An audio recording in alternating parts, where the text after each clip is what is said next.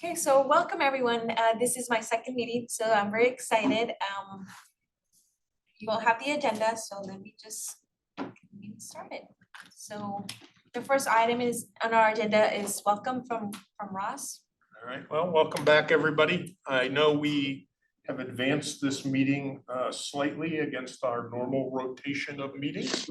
But since many of you had expressed an interest in knowing what was happening on the budget that we talked about at our last meeting, as well as getting a better sense of what the plan forward with the DASH operations are, I decided to move this meeting up into May, and I was delighted that Josh Baker, who was out of the country at our last meeting, hopefully enjoying himself, was able to join us tonight. And I've asked Josh, when he gets to this point in the agenda, to give us his own overview, perspective of where we are in terms of DASH, and also to put it in the context of the other transit systems in the region and where he feels we're benchmarked at the moment. And then also to give us a sense of what his expectations are for the DAC moving forward, since it's been a couple of years since we've had this conversation with him. So we'll do that in a few minutes. But first we'll go to the roll call, if we may.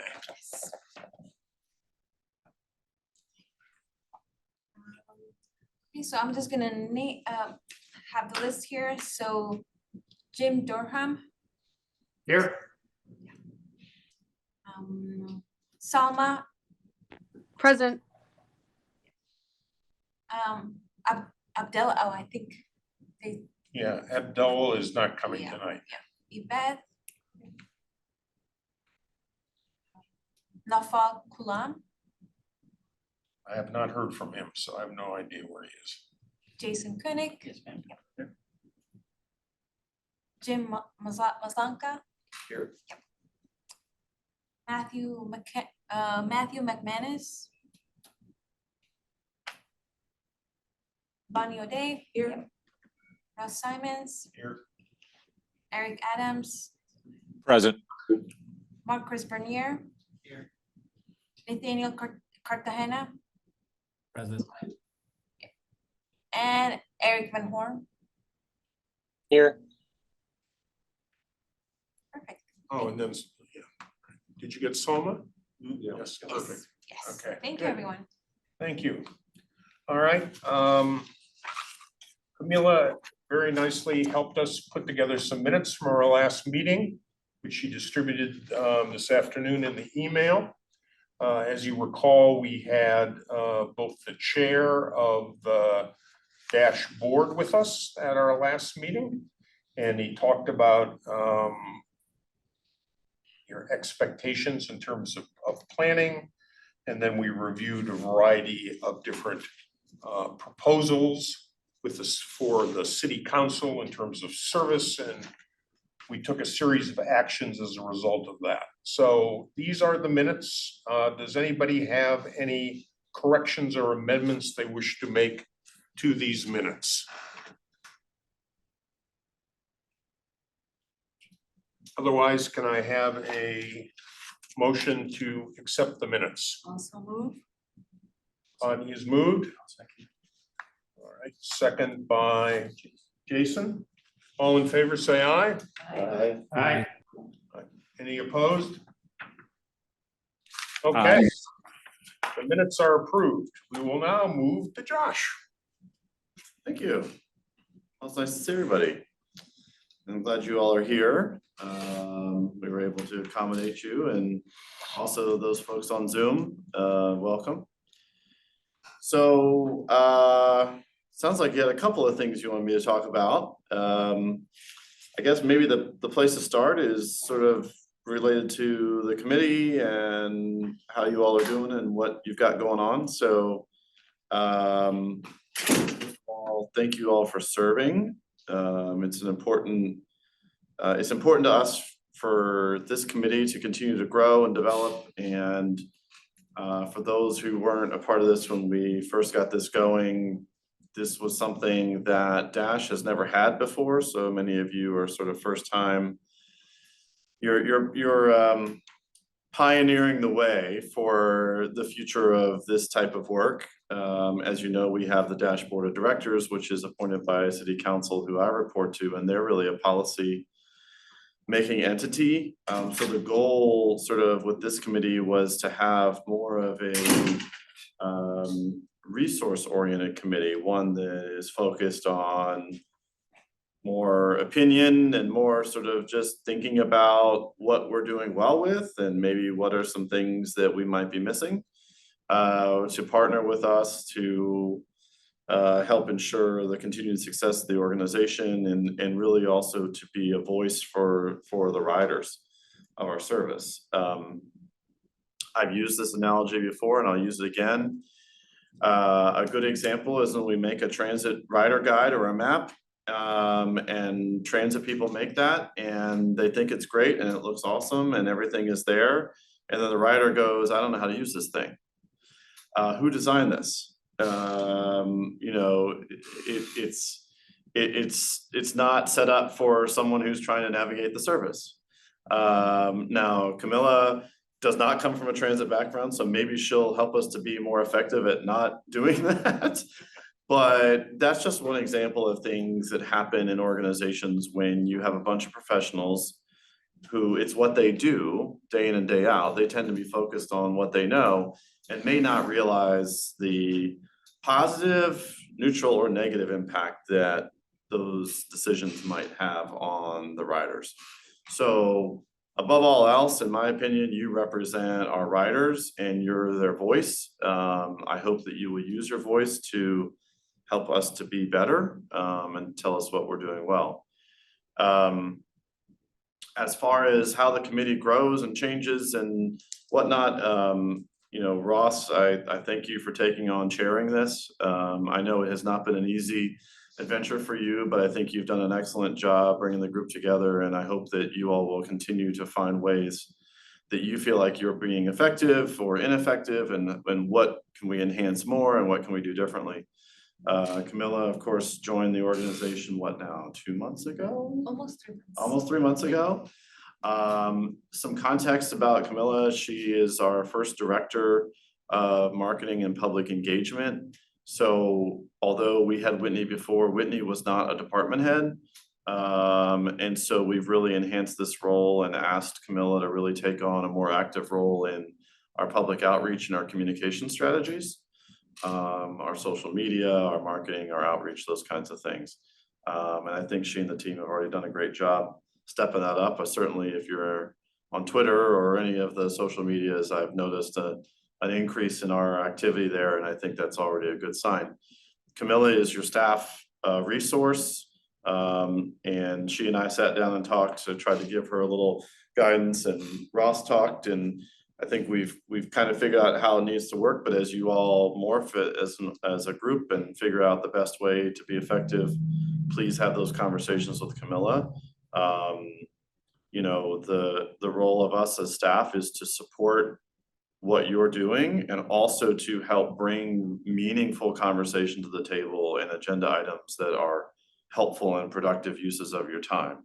So my hope would be that Camilla would identify something that's going on within the organization, help to arrange for someone to come speak, you know, and Ross, if you have ideas and you let Camilla know who and what subjects we need to cover, we can plan those throughout the course of the year and make sure they're effective. So outside of that, it's really a new thing and I want it to be what you all feel it needs to be. And if you feel like it's working, that's great. If you feel like something's wrong, let's change it. You're not a regulatory authority, so you're pretty much free to do things how you want to do them. And you've followed Robert's Rules of Order, which I think are helpful for meetings and in that format. But outside of that, you can talk about whatever you like to talk about. So that's my perspective on the committee. Happy to come join you all whenever you feel like that would be prudent and helpful, although it is not a regular schedule for me to be here, mainly because I don't want to create an undue influence on what you are or aren't talking about. I want you to very much have that independence. So I think the second thing you wanted me to talk about is the organization and sort of where we are. The first thing I will say, let's talk about the budget. The budget is done. Tomorrow evening, I will present a revised budget to the board of directors, thanks to, in large part, the work of this group, your mobilization, as well as the outreach of many members in our community. The prospective reduction of line 104 service from 30-minute frequency to hourly has been averted, and the city council has restored that funding.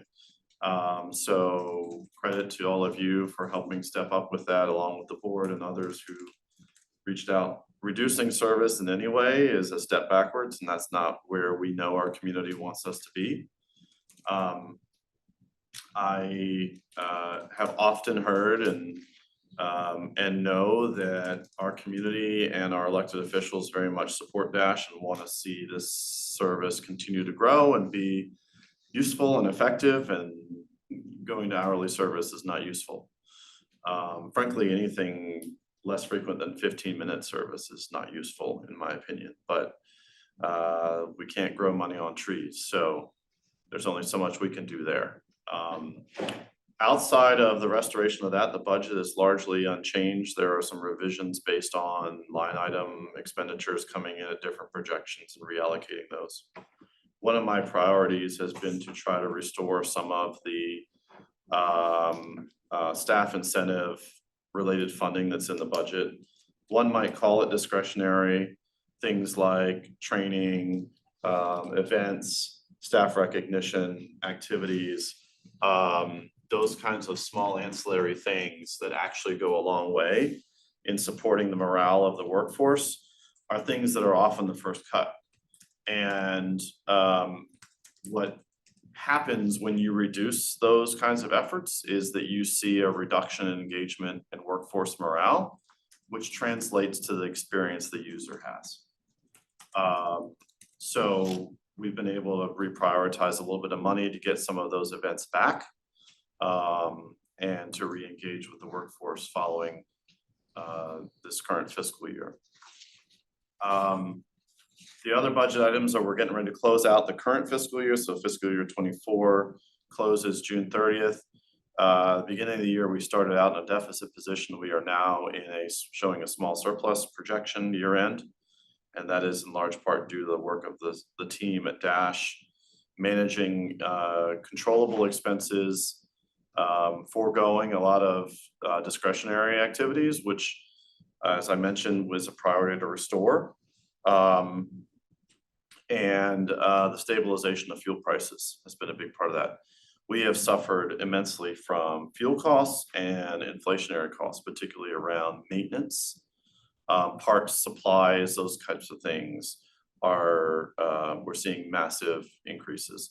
Same with purchases of buses and those kinds of things, although those are on the capital side, so that's a different conversation. But we expect to end the year balanced, which will be the first time in a couple of years, and that's really good and was very important to us to reestablish ourselves as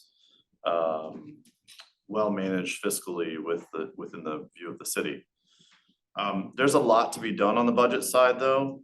Frankly, as you all know, there are several route improvement priorities that Martin and the planning team have long identified and are part of the Alexandria Transit Vision Plan, the new network. I think the biggest one is Eisenhower.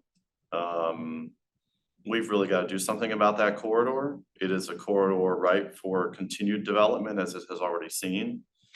It is a strategic area for the city, and many times we're seeing hourly service there, and it's just people aren't using DASH in that part of the city. They can't. It's not practical. That's a big lift. That's one of the ones that's hundreds of thousands of dollars, if not closer to $1 million, to accomplish.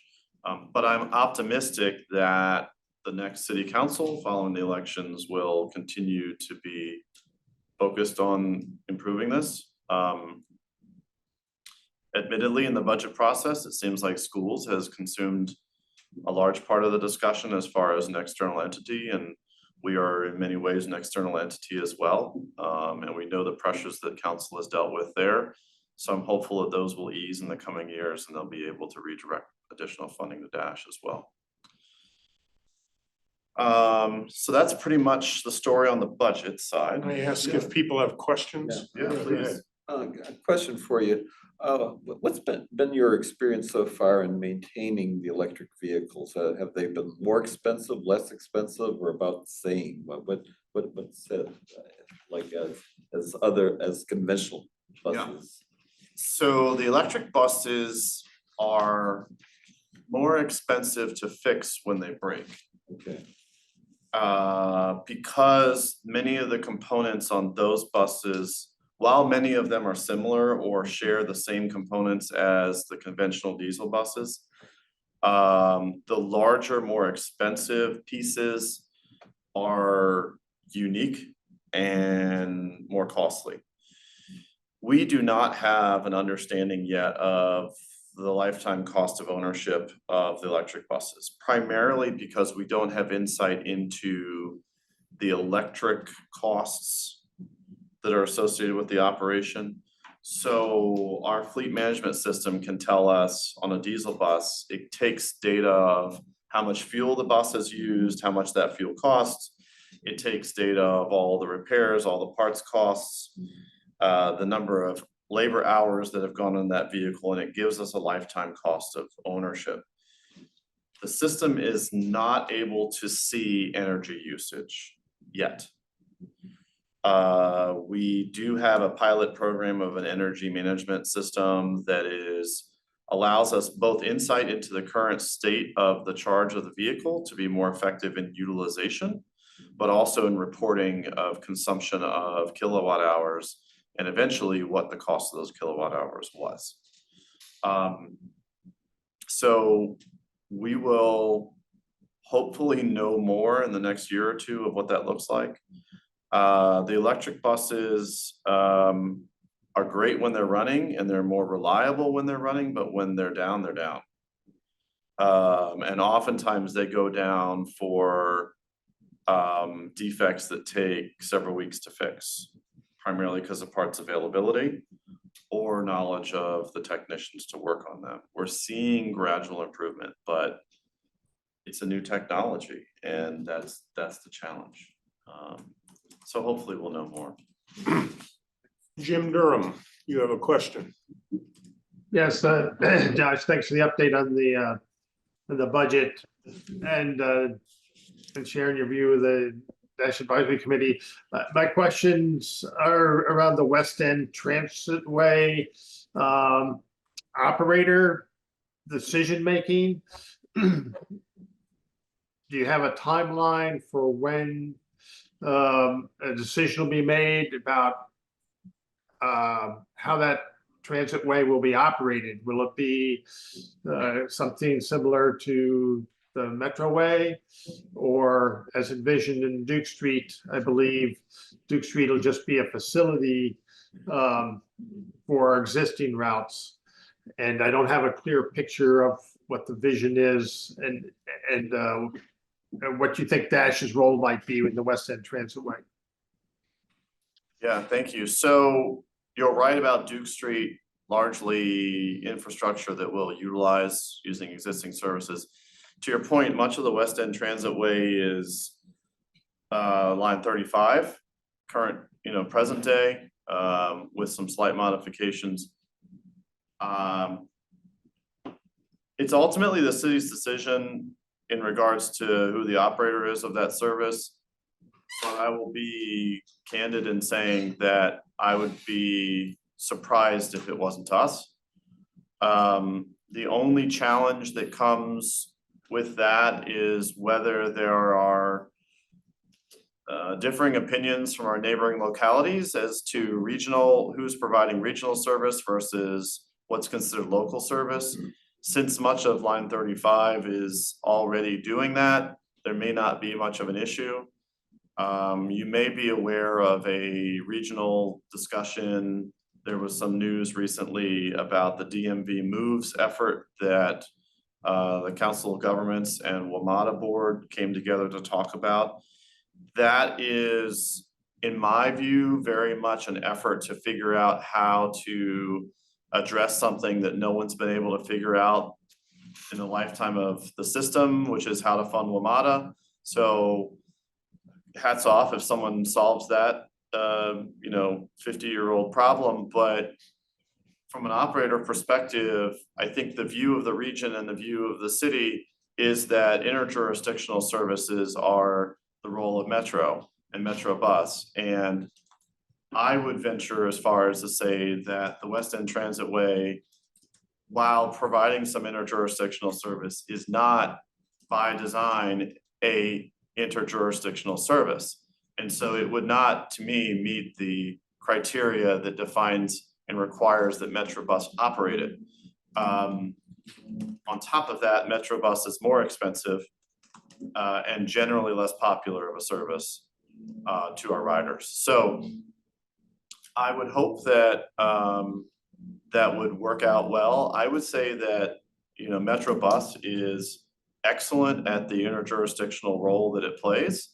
And while not the most popular local service, it is a highly popular regional service. And so I think the flip side of all of that is that if there is an effort to find a way to be more regional or share a regional use of that transitway, and that involves Metrobus, I welcome that, and I think that makes sense.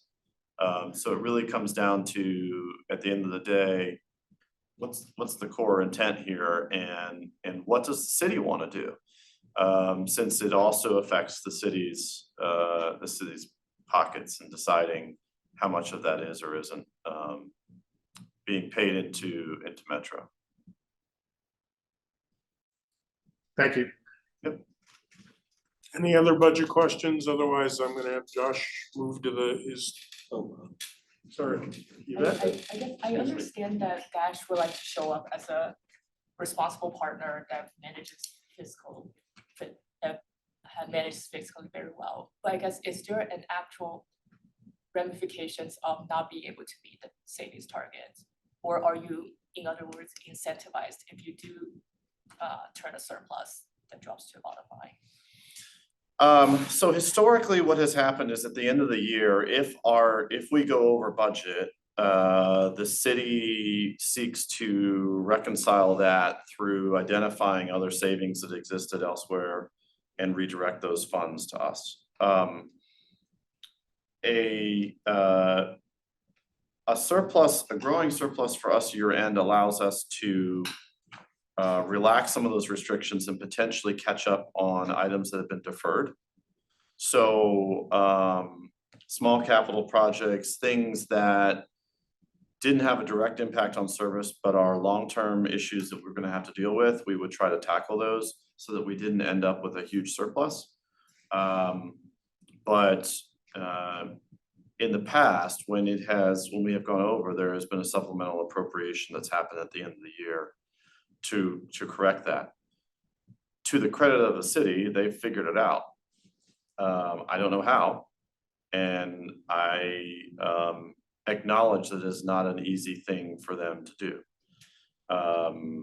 And potentially having to pull from reserves or something like that to cover that. So we definitely realized the importance of trying to solve for that and make sure that didn't happen again.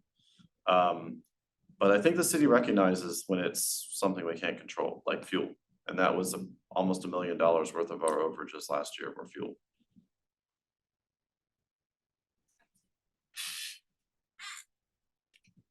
Anyone else? All right, so I'm gonna try to remember how So you the phrase third- this. Who are we? How are we doing? Yeah, it's sort of benchmarking against other regional systems, right? I Sure. mean, you take pride in pointing out how well Dash is doing within the city limits. Yeah. And how well we've done in terms of getting state, regional funding, et cetera. So I just want to put it in a slightly larger regional, maybe even statewide context of where you think Dash is today and where you think it's going to go in the next couple of years. Okay. Well, yes, I'm very proud of what we do and I think we're the best. Does that mean that we are accomplishing all of our goals and doing more than anyone else? I don't think so. From a regional perspective, we are on the forefront of the electrification effort, although we have seen a recent uptick in the efforts of Metrobus to prioritize that more. And it'll be interesting to see how that changes. From the standpoint of service, one of the things I look at is our overall reliability of our service, our on-time performance, and we are typically at the top of the rankings when it comes to the region. And that's considering Fairfax Connector, Arlington, PG County, Maryland, WMATA, et cetera. I would like to think that has a lot to do with the quality of what we put on the street. I think it also has to do with our community and the resources that we have within the geographic area that we're covering. Although we do suffer from traffic and those kinds of issues. We've been ambitious. There's been a lot of investment in us in the past several years. You know, in my time here at Dash, I've been here 7 years. I know that, you know, just from a perspective of costs, I mean, we're somewhere around 60–65% increase in our annual operating costs, which to me are a representation of increased service quality, compensation, being in line with other regional entities where it wasn't before. So we've done a lot of catching up there. We have a solid workforce, we have low turnover. I think those are indications of a stable organization. Fiscally, we've been able to now better manage that and get a budget that is realistic to what we're doing.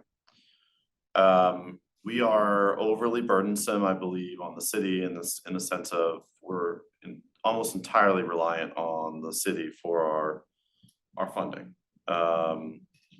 And that is by nature what happens with Northern Virginia Transit, because all of the federal operating subsidies that come into this region are redirected, shared, and ultimately spent on WMATA and Metrobus and Metrorail. I think it ties our hands as far as what we can do with federal funds and how innovative we can be. We were successful, of course, with our low emission, no emission grant application. You know, Jim, when he was working for the city, spent many hours talking through and understanding these dynamics and the challenges associated with federal money. I think we're viewed as a premier service. We certainly prioritize that internally. We want to be a premier service. We want to be a place where people are comfortable on our buses, find them clean, find the drivers friendly. And I think we succeed at that largely. Our growth has presented a few challenges related to that. You have more people, more opportunities, more riders, more drivers, more opportunities for adverse interactions, and those kinds of things. We've obviously led the way with fare free. I think that that is a positive, but also something that regionally is a little disconnected because other regional partners may be interested or want to do that, but don't have the means to do it. And it creates some disconnect for the rider. And that's part of that whole DMV moves, I think, discussion too.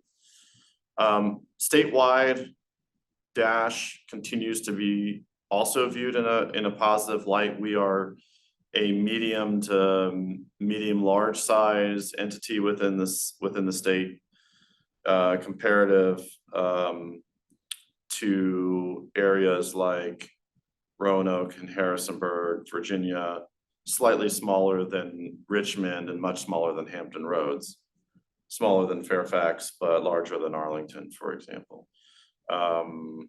So I would say that I'm very pleased with where we are.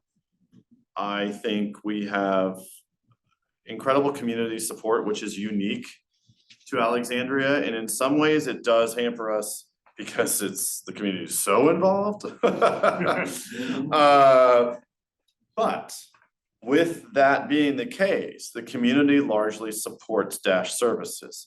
If we had a heavily involved community that was adverse to transit and to Dash, it would be a very different situation. And that would be a place we wouldn't want to be. But I think those factors coming together mean that Dash long-term is very sustainable. It's a viable system, one that will continue to see growth. I think we need to tackle a couple of challenges. We need to be careful of being a victim of our own success. One of the things noted by several of our board members and that I've talked about is crowding on buses. And what's our strategy to ensure that that doesn't become something that turns passengers away from using our service? I think there are simple fixes to that. One is in our fleet strategy, to continue to buy more of the larger vehicles. Larger vehicles, again, a 35-foot bus and a 60-foot bus cost exactly the same to operate. They're just more expensive to buy up front. But long-term, you can move a lot more people with a larger vehicle. So strategies involving the fleet size, but also frankly, getting more service out there. And I think we have also seen positive returns on where we have invested service, where we have pushed, for those of you who may have seen the stockholders presentation, and if you would like a copy of that, we can get that email to you, has some of the numbers that are associated with the improvements that City Council has made and funded with Dash, where we've seen double ridership, number increases. But long-term, we're gonna have to continue to make sure that we're relevant, that we're responsive to how people live today, and the fact that the traditional workday is gone, and the traditional commute is gone, and people are using our service all day, every day, and we need to make sure that service is there and do more of that. So. Great, thank you. Thank you. Questions? Anybody? I just had a comment, Go ahead, and that please. is that, as we all know, the city council elections are coming up, and there are a number of candidates who mention Dash in their materials as a priority. So I think it's good for us to make note of that, and we'll see what happens. Thank you for pointing that out. I agree. And I think that it will be important whenever council changes, if we do see a lot of new council members, that we need to spend the time with those new members, welcoming them to their role and making sure they understand Dash. And I think that's a responsibility of me, the board, and this committee to help make sure that happens, so that we don't end up in a situation where we have some sort of rogue ideas that are oftentimes just misinformed, and so we get ahead of that. Yeah, I mean, I've seen some editorials in some of the local publications, well, Dash buses are running around empty. Well, I don't know what buses those are, but so there are some negatives out there too. Absolutely. And usually those are people who don't ride Dash. Oh, of course, they're driving by in their cars, We do, right? the bus is empty. The best thing, if you ever get that comment from someone, is to say, well, at 3 o'clock in the morning, the intersection of Duke and Quaker is empty too. Yeah, that's true. So do you want to get rid of Duke and Quaker intersection? Because it seems like the other times of the day, you would be in a lot of trouble. Mm-hmm. And so I think that's a really important way to kind of remind people that we don't design the size of our vehicles or our service for the down periods. We design it for the peak periods. Right. Yeah. So, Thank you. got some hands up there. And Salma, please. Hi, everybody. Josh, I have a question. My phone turned off as you were talking about federal funding.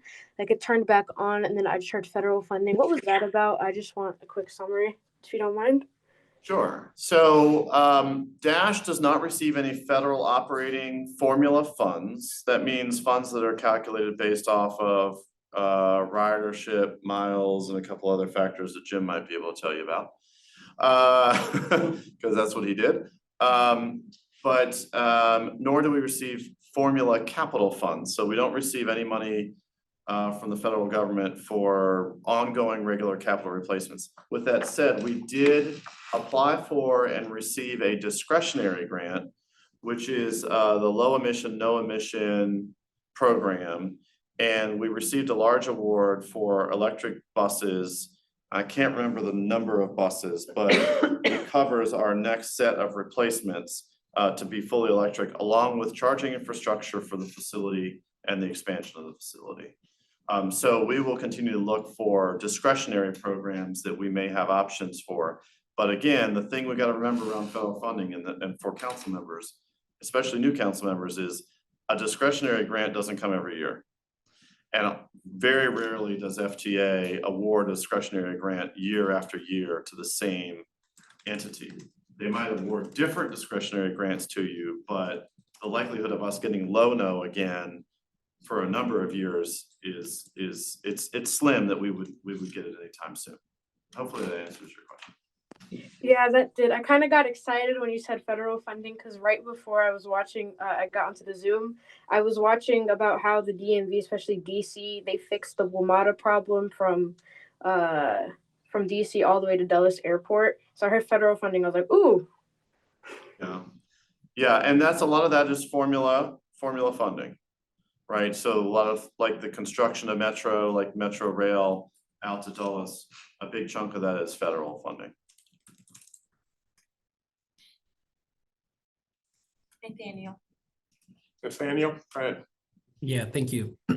I just wanted to ask a quick question about when you're speaking with the board about budget, what are the kind of things that really resonate with the board members in terms of being able to convey the value of what you're asking for, especially things like more frequent buses and things like that? Are there things that they're really seeking, looking for in that discussion, or does it remain pretty much ridership and versus cost? Yeah, so for the board, we have two things. We have current services budgeting, which is really just the conversation about what does it cost to do tomorrow what it does today.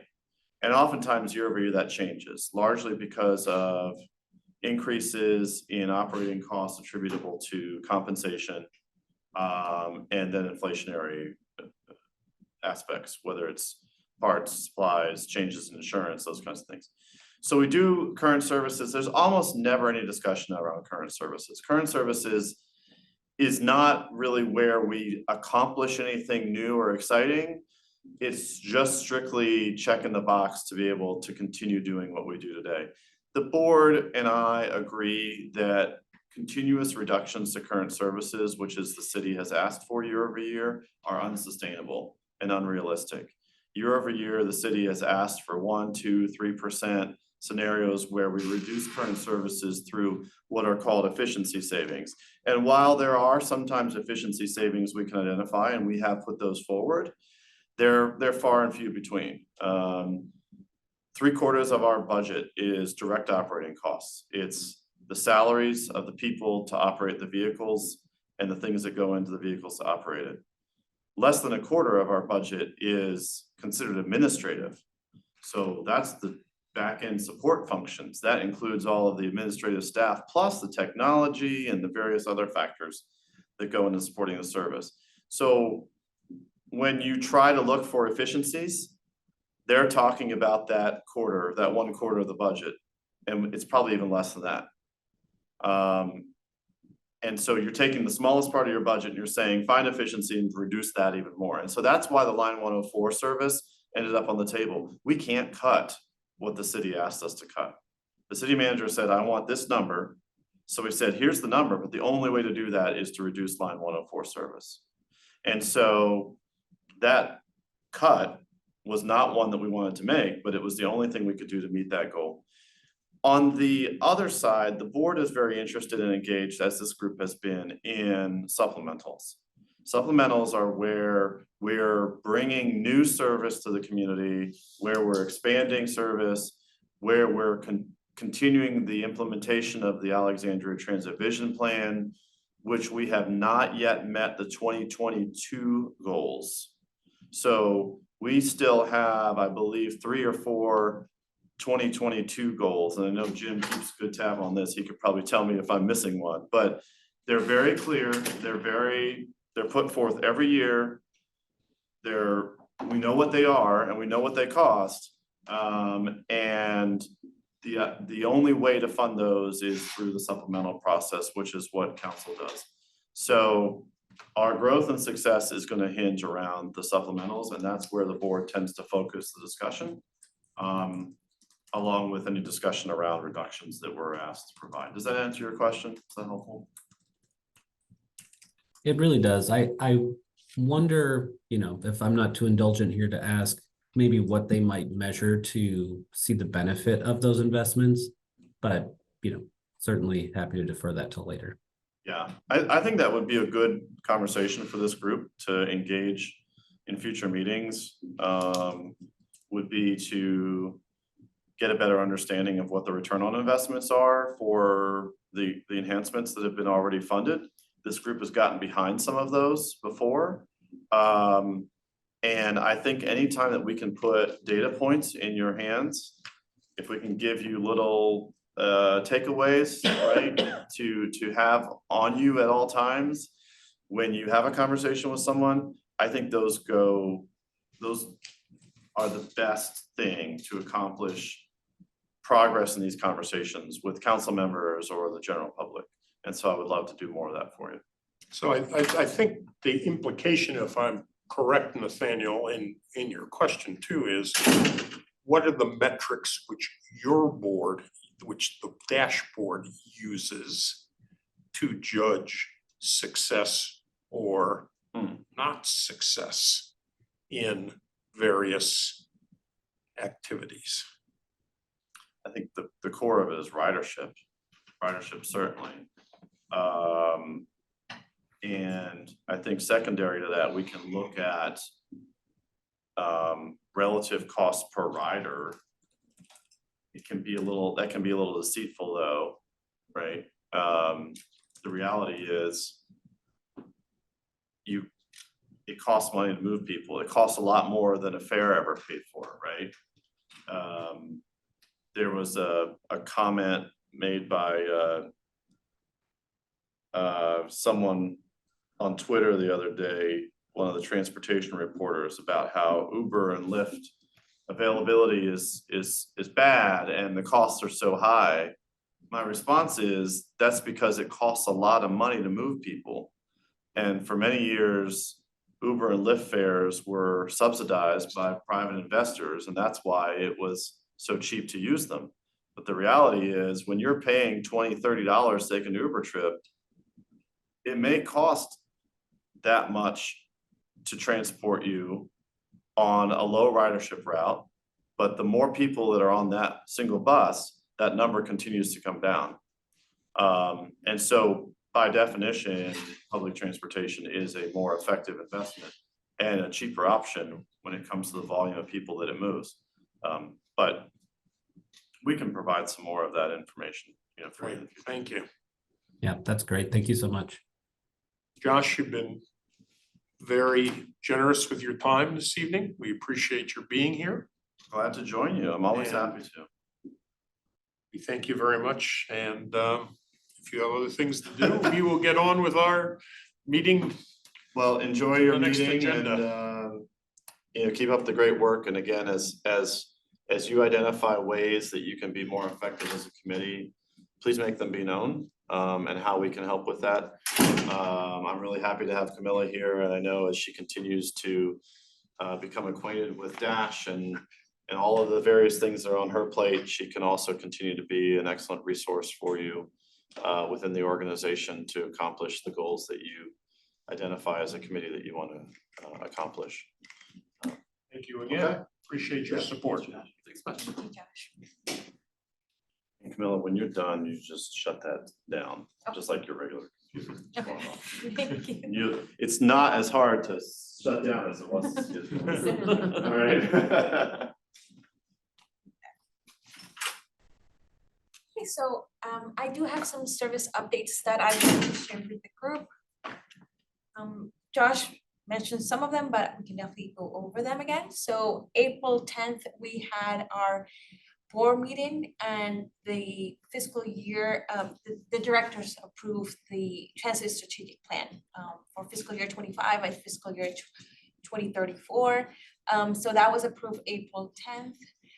May 1st, as we know, City Council approved the final fiscal year 2025 budget, which Josh mentioned that there's no reductions to line 104 or any other dash service. So again, we do want to say thank you to everyone for the support, for reaching out, for doing the letters, reaching out to council members to really advocate for line 104. May 16, as I don't know if you've seen, but TNES is having a virtual meeting. They're going to be talking about the preferred design alternative and an interim safety and improvement for the King Street and Bradley safety and mobility enhancement project. I know that was something that was discussed at the previous meeting that we had, so I wanted to make sure that you know that this is happening and that you can definitely join the meeting to hear more about that. Camilla? Yep. Have you heard any more information about what alternatives the city's will be providing? Because I was one of the loudmouths that basically indicated that it was, I didn't think that Dash was getting what was really being provided, the type of service of the type of alternatives that would help transit users. So have you heard anything about what the city is providing, or will I just have to listen to what their presentation is on the 16th? Yeah, I wish I had more information, but we haven't heard back from TNES. They reached out to us to just support this, make sure that they were getting enough feedback. So we haven't heard anything Okay, thanks. about what the alternative might be. So beginning May 22nd, the landmark transit center is going to be relocated to on-site parking garage. This is part of an ongoing construction project that the city has been doing for quite some years. And what this might implicate is some passengers might experience some delays on line 30, line 32, and line 35. And we're going to start doing some communications about that next week or so.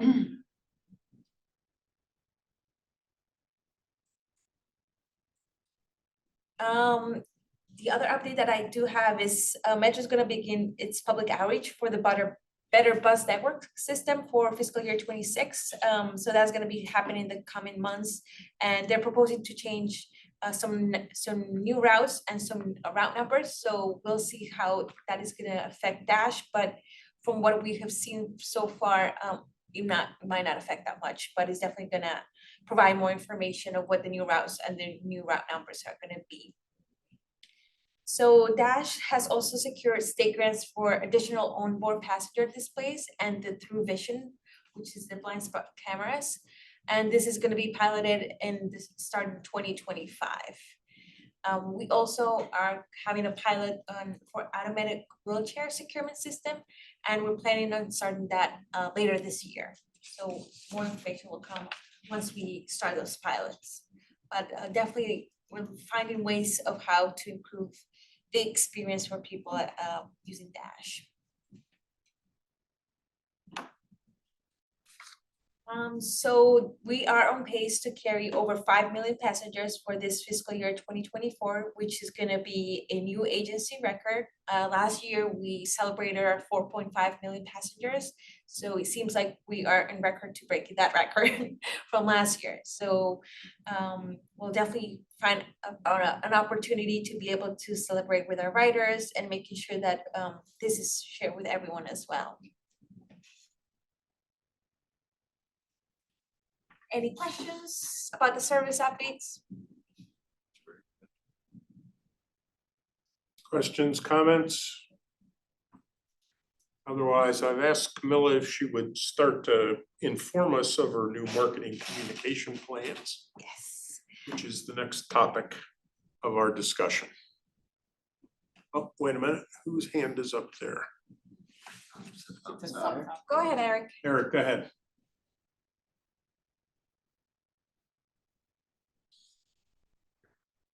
Looked like it was a I'm thumbs sorry, up. that was the thumbs up.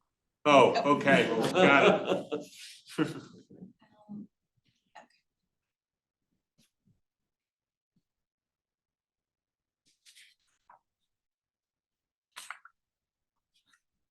Okay. Is this what I need to be looking at? Yes. Okay, thank Ellen you. Bonnie.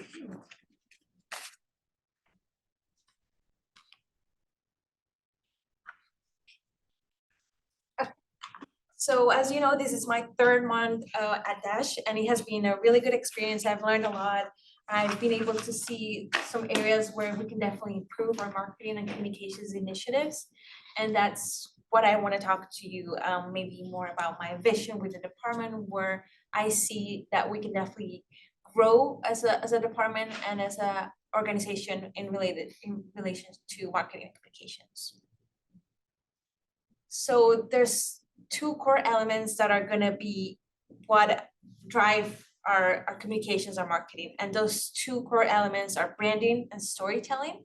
So you will see that on our social media, our website, a newsletter, which is a new project that I do wanna implement hopefully in the coming months. So something that I saw when I was working at the city is that the city reaches out, and other organizations like Dash, they reach out a lot to get feedback from the community, but then it kind of stops, like the outreach stops, the communication stops. And what I've seen from Alexandria is that we have a very engaged community and they want to know more. So what happened with my feedback? Was it successful? Like, what was the outcome of all of that? And that's something that I see that there's an opportunity to grow, being able to have a newsletter where we're able to really tell what Dash is doing, like the pilot programs that we're implementing, for people to see all the stuff behind that makes Dash great, and all the stuff that different departments are working on. So I think having some sort of newsletter, maybe bi-monthly, where we can share updates with the public, with the community, is gonna really impact. They'll be happy to hear some updates and not just we reaching out to them for feedback, but really showing how what you say matters, and this is how we're implementing change. Some of the printed materials, so that would be the right guide, some flyers that we do, signs, so that kind of ties to what Josh was saying, that making sure that our ride guides are easy to understand, that they're digestible, that they have an impact. Customer service, so with the creation of the department, customer service moved under communications. So in the past, it was not part of communications. So now I'm overseeing customer service, and that really ties to that, again, to that process of hearing the feedback and doing something about it. So now that customer service is under this department, the purpose is to make sure that as we get feedback, as we hear the comments that people are reaching out to us about, we do something about it. So I think in the past, customer service was kind of answering one-on-one requests or questions, but there was a gap there. Like, now with all this great feedback, with all this great communications, what can we do? So now that we have the communications department, we can implement that. Like, we can see trends of what questions we're getting, trends of maybe complaints that we're getting, and see how we can work that to improve the system. Events, we're gonna be partnering with a lot of city departments and organizations to be part of more events, either that they're hosting and they're invited us, or maybe that we're hosting and we're inviting people. So that's also something new, and something that I think is gonna be really key in this process is partnerships. So making sure that we are part of Alexandria, we connect with other people, we connect with other organizations. A lot of organizations and departments are doing the same thing, like trying to get out there, their voice over, trying to get people engaged. So it might be easier we like partner and we can both go to the same direction. So you'll see branding and storytelling on all of these aspects of communications and marketing. So what exactly is branding and storytelling? So branding would be making sure that our brand is recognized, that it has a positive impact, that it's a strong brand, that we're consistent, that we really showcase what Dash represents. And that kind of goes with storytelling. So what exactly would be storytelling? So that means telling the Dash story. When you see any of these things, either social media, website, you should be able to see what Dash represents. If you don't know what Dash is and you go to the website, you will get a sense of the staff, and you will get a sense of what we do, how we work, what Dash means, and that's storytelling, making sure that we tell our story. And with all of this, what are the main objectives? So it's community engagement, having a strong brand with a positive image. And like I mentioned, this kind of goes with customer service, improving our riders' experience and service. Oh, so something that I wanted, a small exercise that I wanted to do with the group was,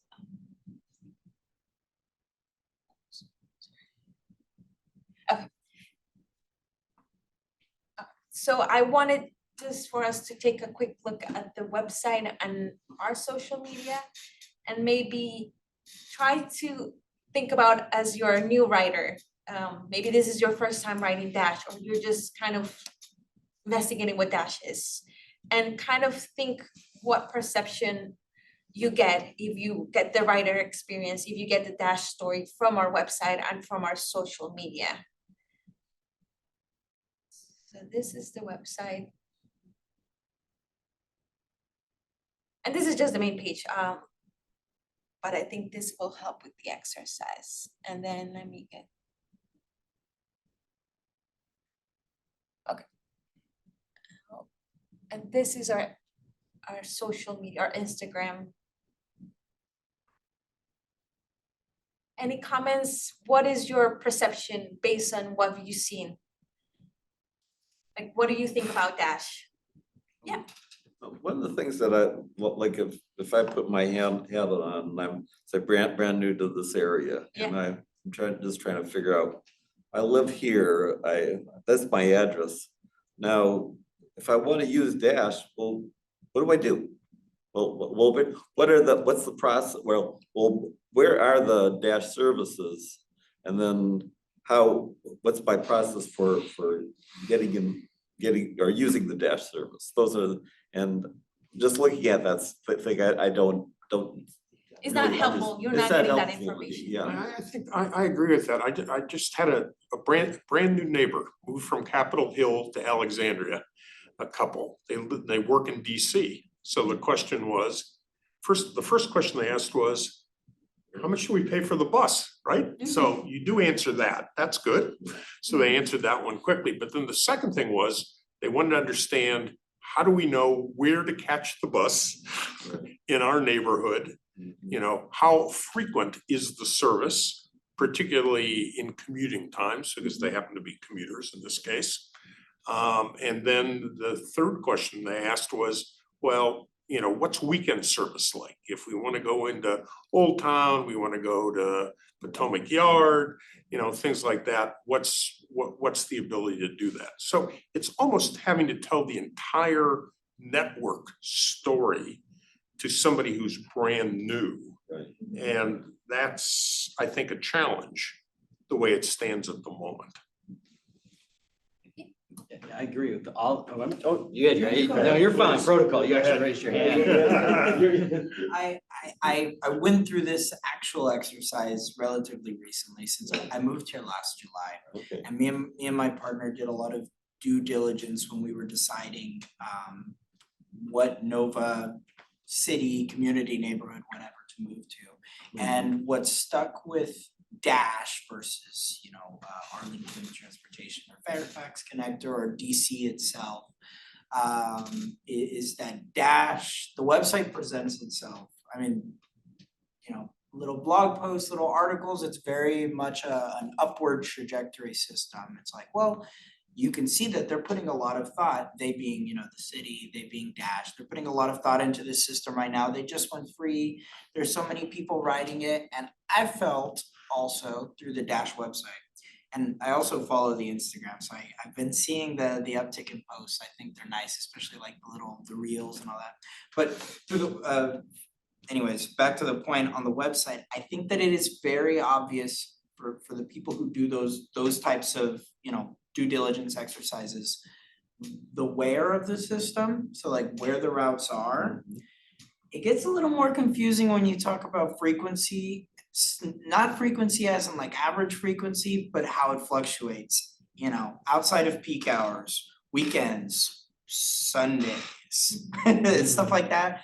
Those specific things when it comes to frequencies and how frequencies change based on what time of day it is or what day it is, I still can't completely explain. And I take 30, 31 like every day. I'm like, I think it's every 15 minutes in Old Town, but I'm not sure.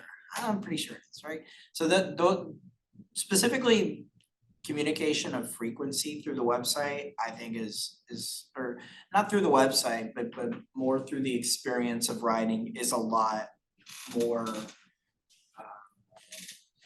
more of a difficulty. I feel like that's probably one of those more pain point aspects of like I said, Dash communications. But yeah. Is there a trip planner, you know, where you can put on the website, where you can put in, you know, where you are and where you're going? Is there a place to do that on the website? Yes, there is. There is. So that's something like we need to promote it a lot more, because a lot of the customer service calls that we get are about that, like, hey, I'm trying to use this, how do I get it? So that's always an opportunity to improve that, like that promotion of that tool. Right. I mean, I use an app and, you know, you pull it up, it shows where the buses are. You can hit a button here and it goes to the next screen and you can do, you know, you can plan your trip. If you don't want to leave right away, it will list the times of the buses. And I find this so much more easy to use than your website because it's just really easy. I pay $25 a year, but it's worth it. I use it all the time. So I don't have any specific suggestions. I just find your website a little bit cumbersome. I'm gonna pile on to what you just said, Bonnie. So I'm on 104 and so I'm Bradley Center, Pentagon, Mark Center. That's all my route through there. Been riding the bus for years, hyper user for a long time. And I have experiences of new folks coming in the neighborhood. We have a lot of things in common when it comes to this.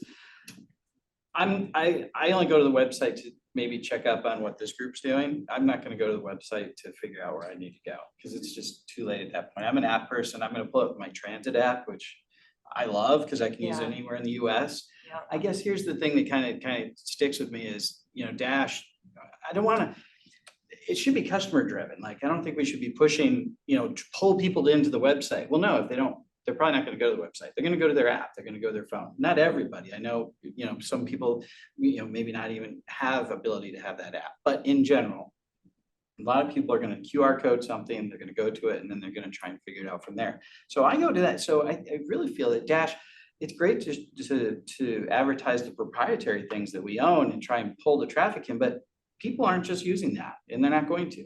You know, why don't we promote what's available? Like, you know, and just show that, hey, you can go to this app, even though we don't make $1 off of it, but at least it encourages people to use it. Because I have neighbors, they don't get on the bus because they don't understand it. They just don't, they can't figure it out, and they're not gonna go on the website to figure it out. They don't have, they're just too busy. You know, there's little kids running around, they have a work schedule, they're not going on the website. And so break, that's one thing that I think we could do better. And I'm totally with Bonnie on that one. The other thing is something I've noticed around the country, whether it be on a bus or on a train or even on an airplane, QR codes everywhere for customer service. So I go on a Dash bus and often, a lot, and normally where I, you know, so the place I've traveled, there's a QR code, and if I zap it, it all of a sudden, it just asks me some great questions. Do you feel safe? Like, you know, is it clean? Is it on time?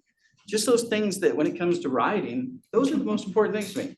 I want to feel safe. I want to be a clean ride. I want to be on time. And that's really it. Now, if the bus driver's friendly, that's a bonus. And I'll put that in there saying bus driver is really friendly. Because I've had that before. We've exchanged recipes. I'll put that in there. But that's the customer interaction is inside that little tube as you're sitting there waiting to get to your destination. It's not, for me, it's not the website. It's not anything else. It's no, I'm sitting here. So I'm going to read everything that's put in there. All the ads. Got it. Thank you. Stories were great. But man, give me a QR code. I'll give you my opinion. Positive or negative. I get that. But I think there's a big gap in there. In the riders that I sit in, we share it with each other, but it doesn't leave the bus. And then the poor bus driver has to deal with it. You know, so. So let me ask the people that are online.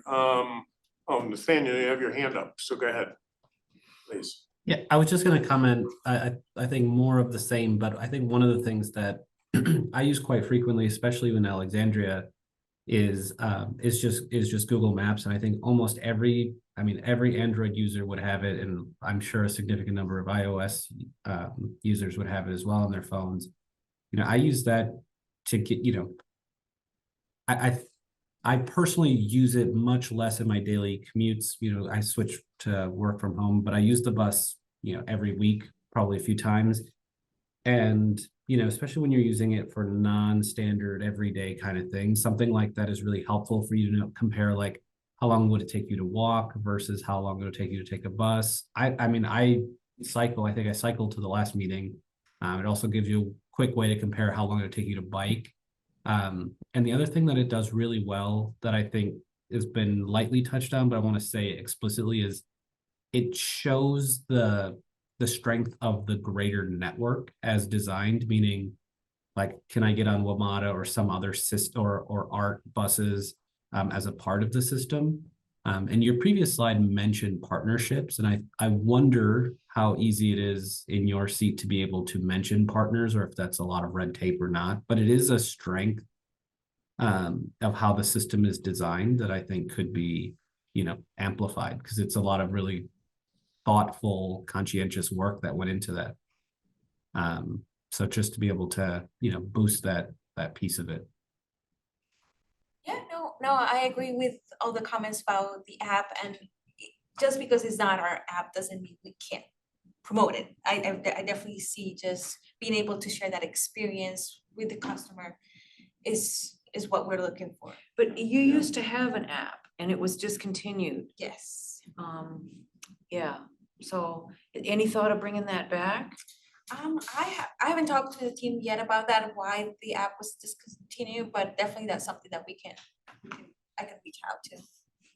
Another thing that you know kind of dovetails on what the previous couple speakers mentioned is that actually when it comes to basically how do I get somewhere by transit, you know, WMATA actually has a really good trip planner that basically if I'm trying to get from here to there, I always use the WMATA trip planner to say, well, take Dash here, then take WMATA here, whatever. But I think it actually may work nicely if you actually just provided, well, if you want trip planning services, just Use that. use the WMATA trip planner rather than necessarily a commercial thing. So it's the danger with that I have found is that the WMATA site doesn't keep up to date with delays. And this contrast, I was just in New York on business. Okay. And I basically depended on buses and subways, because I wanted to test it this time,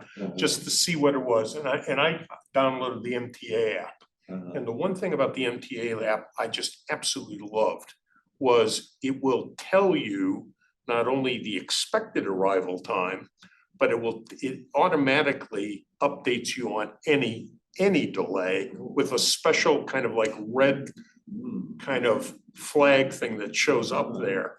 And it will tell you the cause, then you click on it, it will tell you the cause of the delay, so you know whether you need to change your plans for any reason. It's a superbly designed app. That's what somebody needs. Yeah. And especially if you only have a chance every half hour Right. to get it right. Exactly. You need to be as accurate as possible. Right. Eric Van Horn or Eric Adams, does anybody, either of you have any comments to make? I think Marcus had a comment too.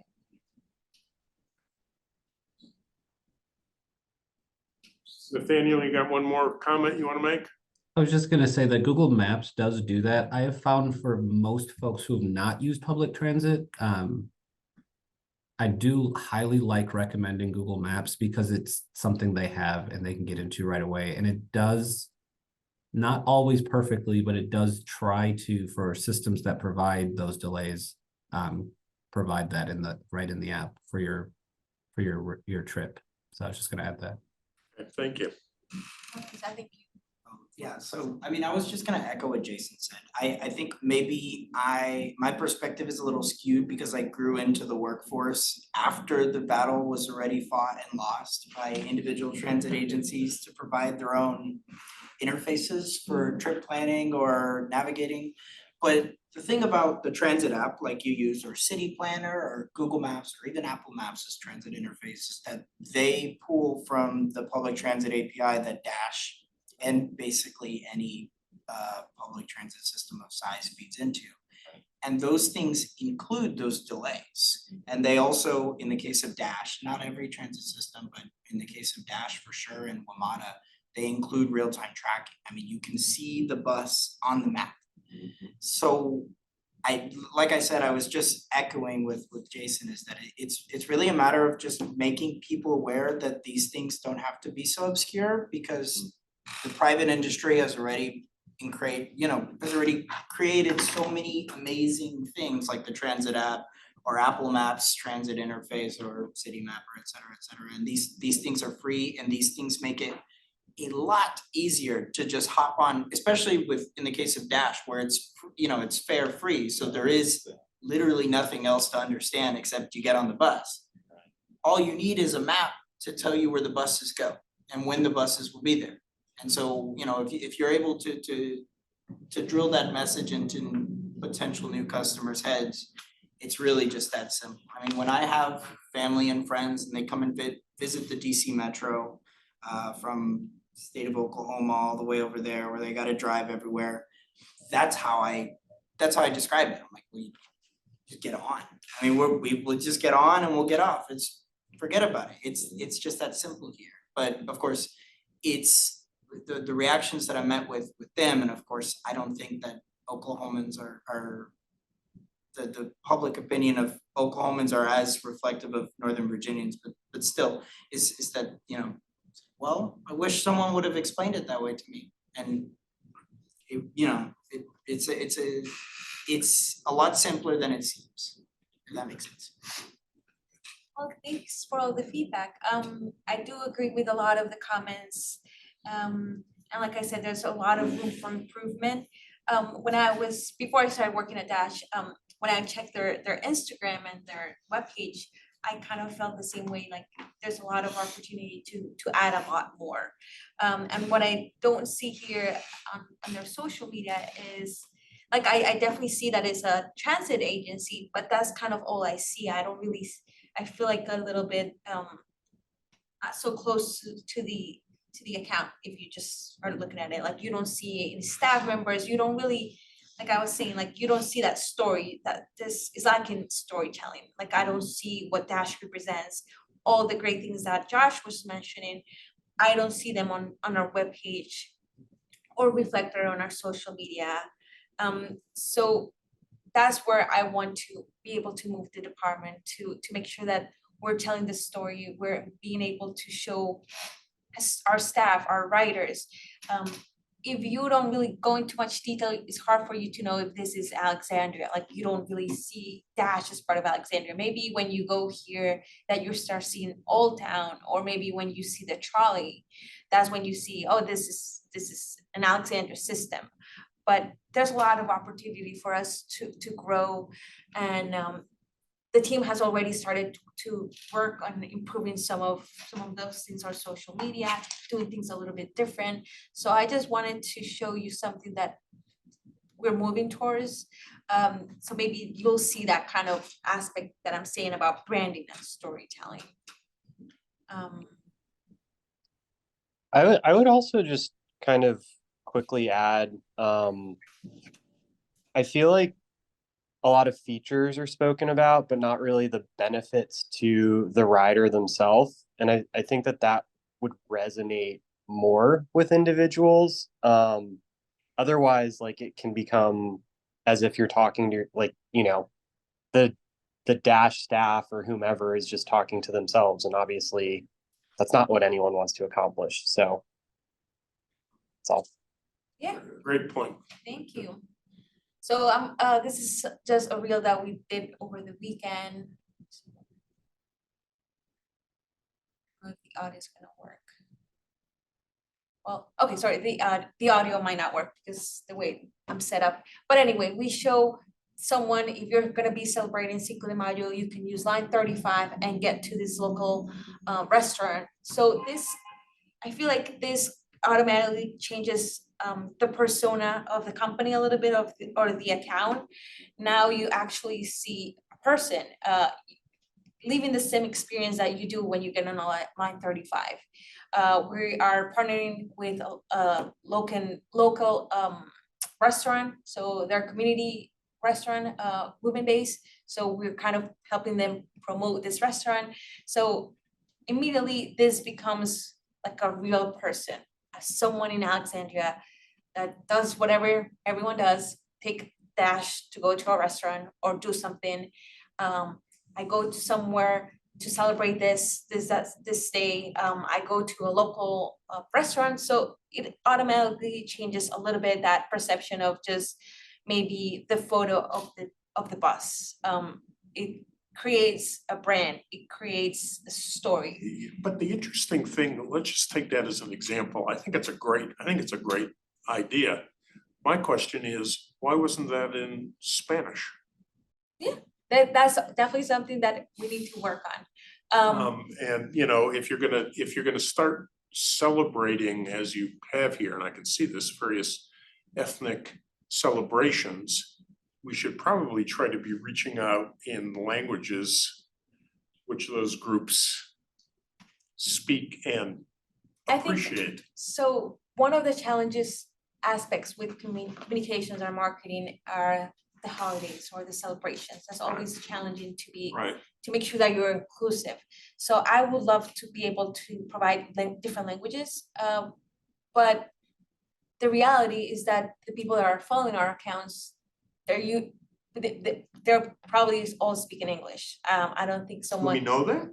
No, we don't, but the thing is that we don't provide information in Spanish. Right. So it's very likely like No, either they might isn't that speak. one of the Dash has approved languages, right? Oh, yeah. Which you communicate. So I guess, thing that comes to my mind, having lived in the space of brand and marketing in another lifetime, is the question of, should you not, if you're going to create an entire communications and marketing strategy, follow through with at least the approved languages that So, yeah, Dash uses but we need to- across your platforms? yeah, but we need to do it in a strategic way, because I can definitely send this.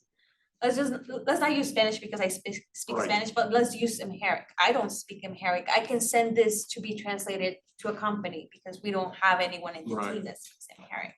So we're able to translate this video, put it in Amharic, but the idea is to get engagement. So if I get a comment, I'm not gonna be able to respond. So it's gonna become, that's where it has to be strategic. As soon as we start posting stuff in other languages, we need to be able to communicate in that language. Agreed. Otherwise, it's just gonna be us providing information and not engaging and interacting. Right. So I feel like that's something that the city has done a lot. They send everything in different languages. But what if that person that speaks that only language reaches out to them in that language? They're not able to answer their questions. So that's the purpose of having like meaningful engagement. I can definitely just provide information with a translation agency, but that's not the type of engagement we want from those Right. communities. So I want to make sure that if we start providing videos in Spanish, that someone in the team will be able to answer the questions in Spanish, the same with any other language. And that's just not feasible at the moment.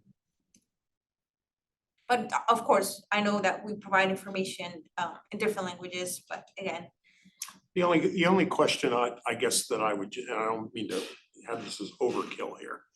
But if you have a system and you know from your surveys already, the populations that are riding your system.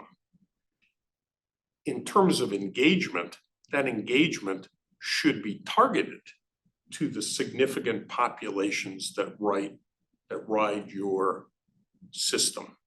And not, while English may be a second language for many of your riders, it may not be that proficient. So if you really want to continue to encourage those riders to participate and not feel left out of the system, then your marketing communication strategy has to line up in a way that they understand. Now, I realize it may not be a video, but it could be something else that you use. But I think you have to continue to communicate in those languages that your riders, that's their primary language. And we certainly knew from Salma, I think it's probably not on this call anymore, she made the point of, on the West End in particular, how there were so many people now that speak Pashto as their first language, and we don't even have that yet. And yet, they're the ones that are riding the buses from that area. So, Yeah. just a point. no, I agree, and that comes with a lot of getting to know the community, get to see how they interact, because we can't assume that just because I translate this video, that's how they communicate or how they prefer to receive communication. So that's something important. Maybe this community usually doesn't use Instagram. They use something else that we don't really know. So that's why, like I said, anytime that you do communications in another language, you really have to do it in a strategic way and not just assume that I translate the information, they consume the information in the same way that everyone does. But really, Thank you. yeah. So just want to jump in. So I guess I'm trying to digest the conversation here of, the communication, what we're communicating, who we're communicating it to, and the importance of it. So, I pull up Dash's mission. So we deliver safe, trusted, customer-focused experience by providing an exemplary bus service to the diverse Alexandria community. As I read that, it makes sense to me as a rider. It resonates with me. But shouldn't that be like the lens we're communicating through is how we're achieving our mission?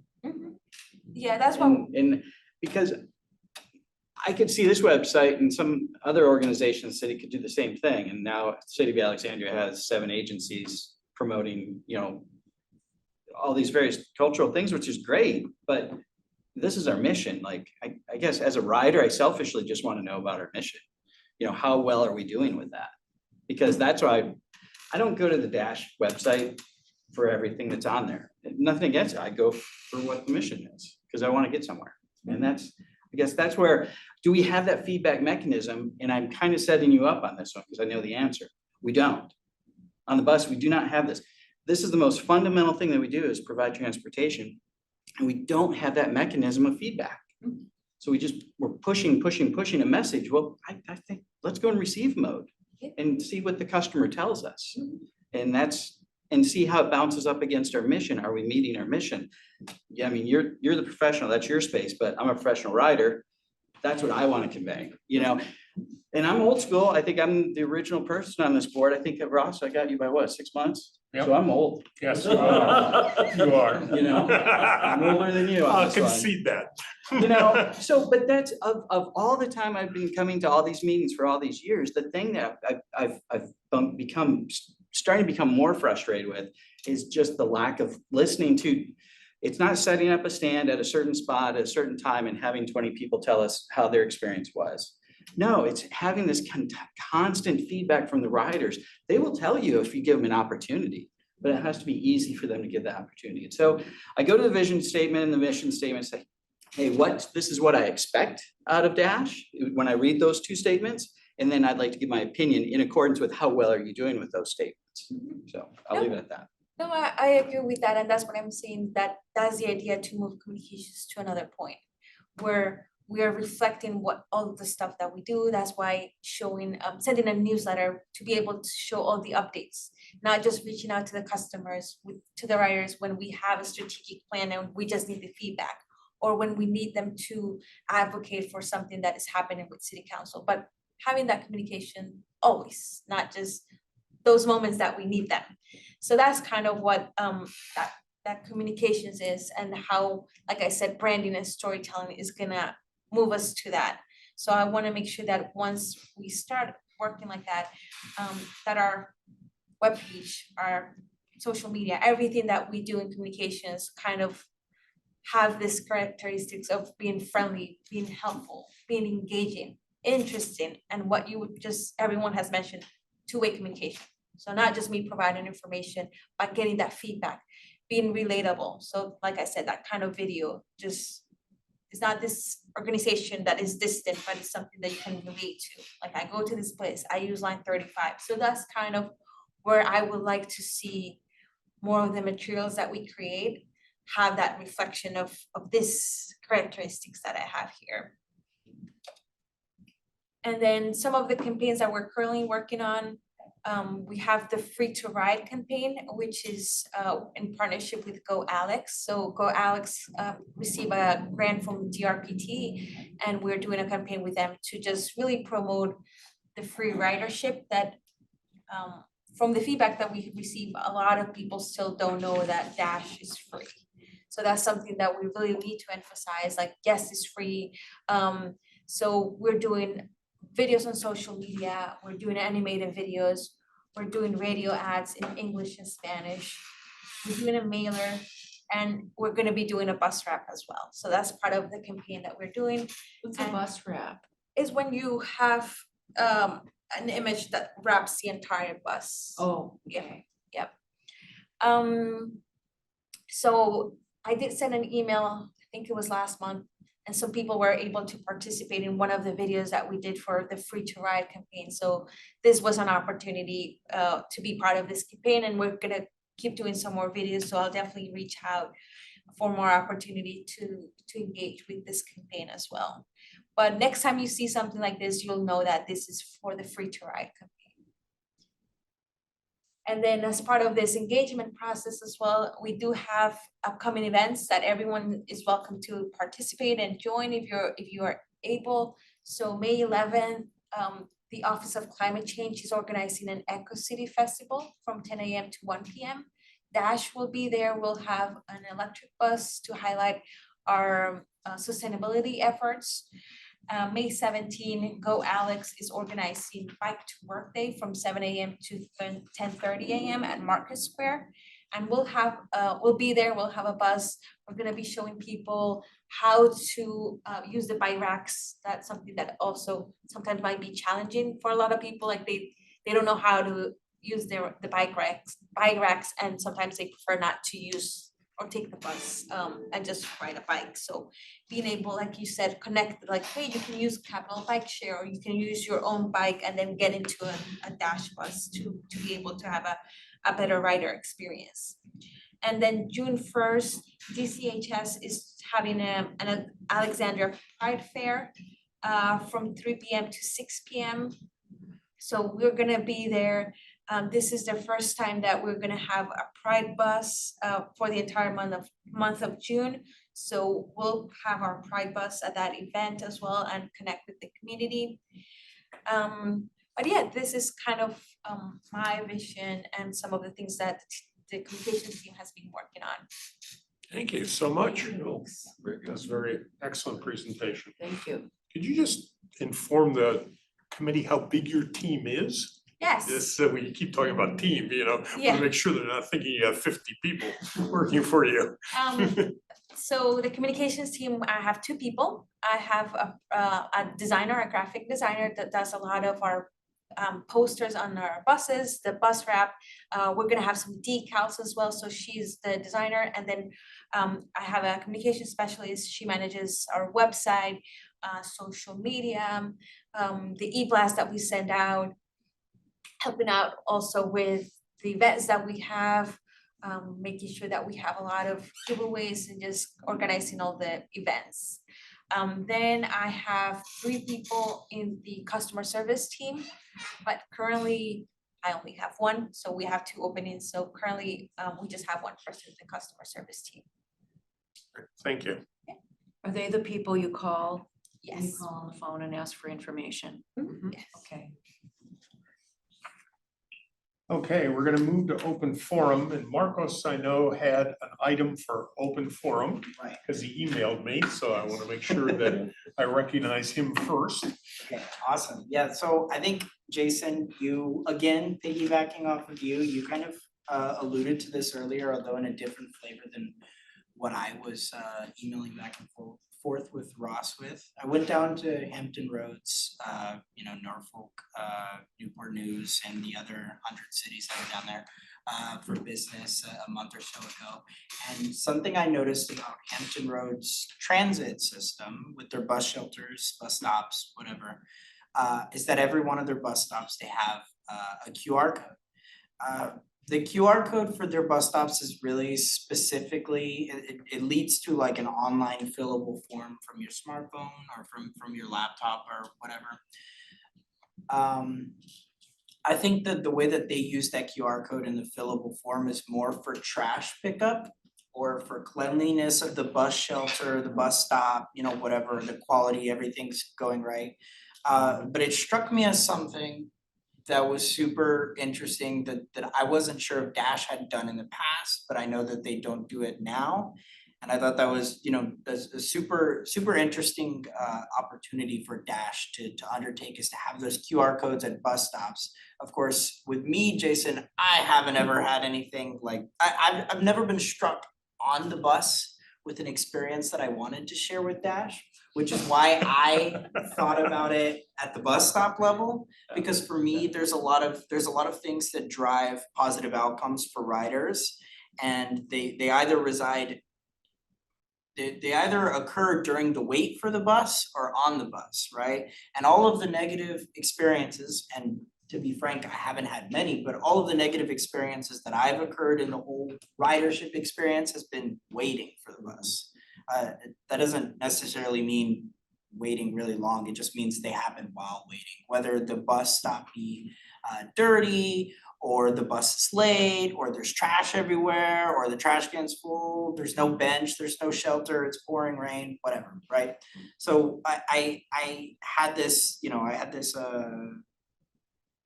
excitement about how Hampton Roads Transit has those QR codes at each of their bus stops. And I made a mock-up of what one would look like for Dash, but in all honesty, I forgot about bringing it to this meeting. So I think I might have to follow up with you, but I think it plays really well into what you want to do to tap into the already, as a couple of people in this meeting have talked about, the already like fired up citizens of Alexandria. People here are super enthused to give their opinion. They're very enthused to be involved, and I think that Dash, moving in this direction is right to tap into that, to be like, hey, do you have anything to say? So I'm going to email you back on that, but I just wanted to introduce that like I said, Hampton Roads does it mostly just for bus stop quality, but there is, as Jason alluded to, a lot to solicit from that, whether it be just at the bus stops or even on the buses. But yeah, that was it. Right, thank you, Marcos. No, I'm just sort of piggybacking off Marcos here. Is basically the one of the things that I remember was done in the last couple of years when the city was doing some of the planning for the Duke Street Transitway, was basically that they would place a statement with or something with a cue that if we want to hear you about this bus stop, but it was just for that study. And then I think they had a QR code. You could take a shot of it and then fill it out. But it was very similar to what you're talking about, but it was only for the particular study. But I think that what you're talking about makes a lot of sense. That basically people should be able to provide their inputs on a regular basis if something is disturbing or complimentary, either way, yeah. The only challenge with that is a lot of the bus stops or amenities from the bus stops are managed by the city. So that's when it becomes a little confusing that they might reach out to us, but we don't have control over the trash cans or things like that. It's the city, so making sure that we also communicate that to the riders, like if you wanna provide this feedback, it will be to the city. We're happy to maybe send it to them, but that's something that definitely needs to be part of that, like not everything would be managed by Dash, but we're happy to get the feedback because it's still helpful and it's something that Dash is using, our Dash riders are using, so it's helpful for us to also know that.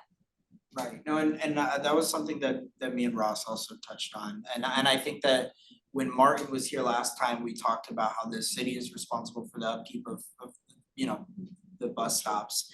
I still think there's a lot of merit in, for example, the blue bus stop signs, just having a QR code there that just says feedback. I mean, obviously something more grand than just the word feedback, but something like that. Instead of just focusing on the bus stop and if there's something wrong with the bus stop. If someone so happens to say, hey, there's garbage everywhere, then of course that would trigger you guys to forward that report of an issue to the city. But I definitely understand that the upkeep is in there. All right, other topics people want to bring up in this open forum? Can I ask a question that was Please go ahead, Yvette. inspired by Josh's speech earlier? So I'm just curious about the administrative staff, the technology, like the general overhead that Dash has, and if that's pegged to the amount of the scope of the service that we provide.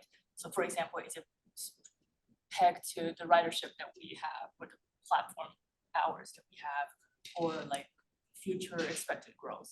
I'm just curious how flexibility and elastic is the ratio of overhead versus the scope of service.